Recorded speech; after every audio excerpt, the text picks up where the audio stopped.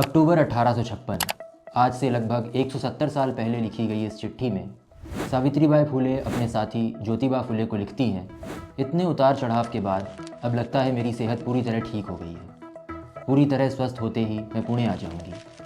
कृपया मेरे बारे में चिंता ना करें। मुझे पता है कि मेरी गैर मौजूदगी से फातिमा को बहुत तकलीफ़ होती है, लेकिन मुझे यकीन है कि वह समझेगी और शिकायत नहीं करेगी। सावित्रीबाई फुले और फातिमा शेख ये दो शिक्षिकाएं हैं जिनका नाम देश के पहले ऐसे स्कूल के साथ जुड़ा है जो सभी जाति धर्म की छात्र छात्राओं के लिए खुला है।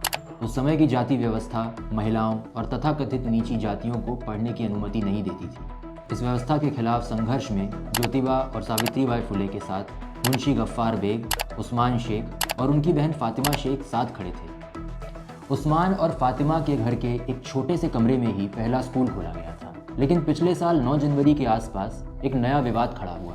दिलीप मंडल, जो हाल के वर्षों में अंबेडकरवादी आंदोलन से दूर होकर संघ की ओर झुके हैं, उन्होंने दावा किया कि फातिमा शेख नाम का कोई इंसान है ही नहीं और यह नाम हवा में गढ़ा गया है।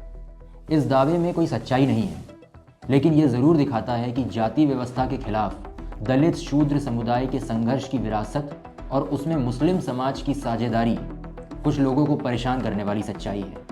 जब 2020 में नागरिकता कानून में बदलाव के खिलाफ मुस्लिम महिलाएं सड़कों पर बैठी थीं, तब अलग अलग विरोध स्थलों पर यह नारा गूंजा था, सावित्री तेरे सपनों को हम मंजिल तक पहुंचाएंगे, फातिमा तेरे सपनों को हम मंजिल तक पहुंचाएंगे। शिक्षित होने, अपनी आवाज़ उठाने, संगठित होने और सम्मान के साथ जिंदगी जीने के अधिकार की विरासत हमारे देश में सावित्री फातिमा की साझा विरासत रही है, जिसमें फातिमा और उस्मान शेख का नाम मिटाने की कोशिश कुछ लोग कर रहे हैं। आज के समय में जब शिक्षा बिना भारी खर्च के लगभग असंभव हो गई है और इसका सीधा असर उन्हीं समुदायों पर पड़ता है जो ऐतिहासिक रूप से दमित और वंचित रहे हैं और आज भी आर्थिक रूप से सबसे पीछे हैं, ऐसे में सावित्रीबाई और फातिमा शेख को याद करना और भी ज़्यादा महत्वपूर्ण हो जाता है।